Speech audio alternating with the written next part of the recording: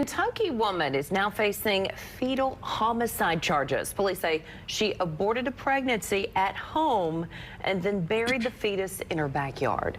35-year-old Melinda Spencer of Campton told police she took abortion pills she found online because the baby was not her boyfriend's. Well, right now, Kentucky has a near total ban on abortion. It can only be done to prevent death or serious injury to the mother, and there are no exceptions for rape or incest with this. We know an autopsy will be performed to determine the age of the fetus.